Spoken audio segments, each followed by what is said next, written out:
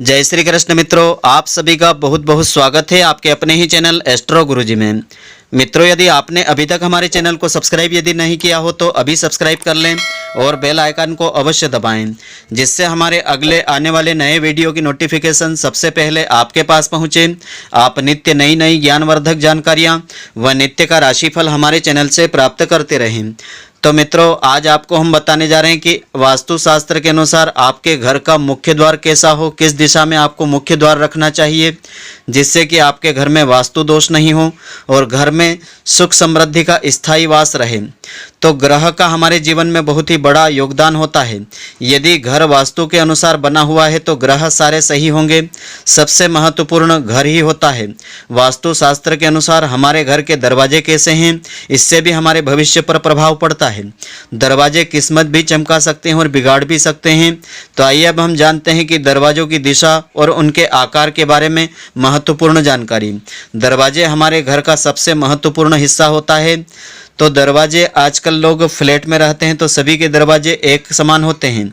ऐसे में क्या सभी का भाग्य एक जैसा होगा, यह सवाल आपके मन में उठ सकता है। तो सबसे पहले हम बात करते हैं पूर्व दिशा के दरवाजे की। तो अक्सर लोग पूर्वमुखी मकान लेने का विचार करते हैं, लेकिन अधिकतर मकान या तो आग्नेय कोण वाले होते हैं या ईशान कोण वाले होते हैं। यदि पूर्वमुखी वाले हैं तो यह शुभ होगा, लेकिन इसकी कोई गारंटी नहीं होती है। पूर्व दिशा में घर का दरवाजा कई मामलों में शुभ होता है, लेकिन ऐसा व्यक्ति कर्ज में डूब जाता है। वास्तु दोष होने पर इस दिशा में दरवाजे पर मंगलकारी तोरण लगाना बड़ा ही शुभ होता है।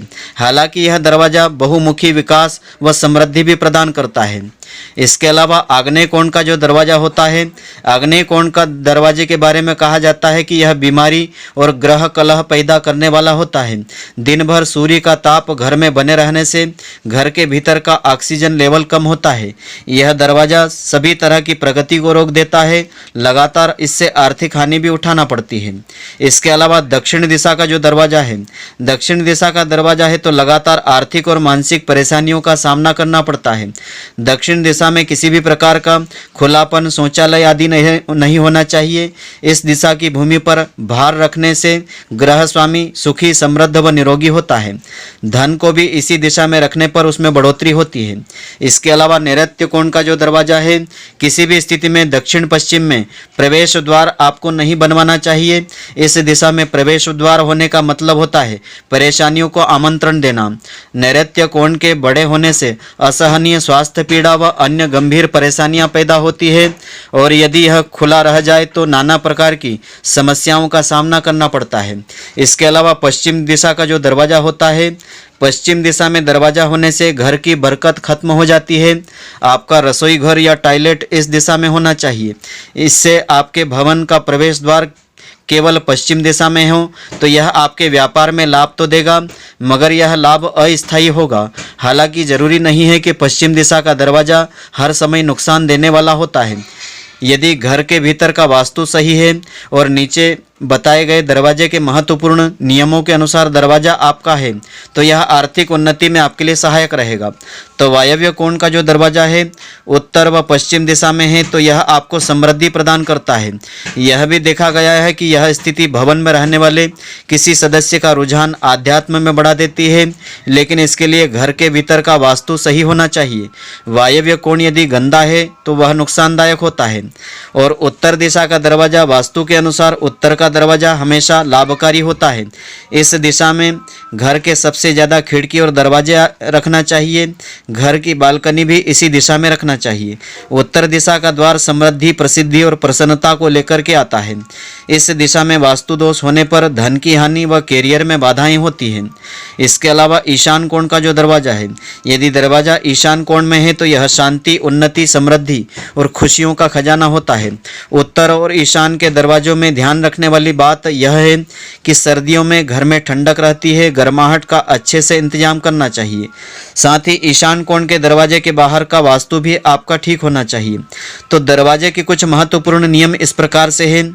एक सीध में 3 दरवाजे आपको नहीं रखना चाहिए। घर में 2 प्रवेश द्वार होना चाहिए, एक बड़ा और दूसरा उससे छोटा होना चाहिए। प्रवेश द्वार मकान के एकदम कोने में नहीं बनवाना चाहिए। मकान के भीतर तक जाने का मार्ग मुख्य द्वार से सीधा जुड़ा होना चाहिए। मकान के ठीक सामने विशाल दरख्त नहीं हो, इसका ध्यान रखना चाहिए। मुख्य द्वार के ठीक सामने किसी भी तरह का कोई खंभा नहीं होना चाहिए। खुला कुआं मुख्य द्वार के सामने नहीं होना चाहिए। मुख्य द्वार के सामने कोई गड्ढा अथवा सीधा मार्ग नहीं होना चाहिए। कचरा घर, जर्जर पड़ी इमारत या ऐसी कोई नकारात्मक चीज मकान के सामने नहीं होना चाहिए। दरवाजे के सामने ऊपर जाने के लिए सीढ़ियां नहीं होना चाहिए और एक पल्ले वाला दरवाजा नहीं होना चाहिए, 2 पल्ले वाला रखना चाहिए। मुख्य द्वार त्रिकोणाकार, गोलाकार, वर्गाकार या बहुभुज की आकृति वाला भी नहीं होना चाहिए। मुख्य द्वार खोलते ही सामने की सीढ़ी नहीं बनवाना चाहिए। वास्तुशास्त्र के अनुसार सीढ़ियों के दरवाजों का मुख उत्तर या दक्षिण दिशा की ओर होना शुभ होता है। मुख्य दरवाजा छोटा और उसके पीछे का दरवाजा बड़ा नहीं होना चाहिए। मुख्य दरवाजा बड़ा होना चाहिए। दरवाजे के भीतर दरवाजा नहीं बनवाना चाहिए। घर के ऊपरी माले के दरवाजे निचले माले के दरवाजे से कुछ छोटे होना चाहिए। दरवाजे टूटे फूटे नहीं होना चाहिए। द्वार के खुलने बंद होने में आने वाली चरमराती ध्वनि स्वर वेद कहलाती है, जिसके कारण आकस्मिक अप्रिय घटनाओं का प्रोत्साहन मिलता है। कुछ दरवाजे ऐसे होते हैं जिनमें खिड़कियां अधिक होती है। ऐसे दरवाजों से वास्तु दोष होता है। घर की सभी खिड़कियां व दरवाजे एक समान ऊंचाई पर होना चाहिए। इसके अलावा घर में 2 मुख्य द्वार है तो वास्तु दोष इससे हो सकता है।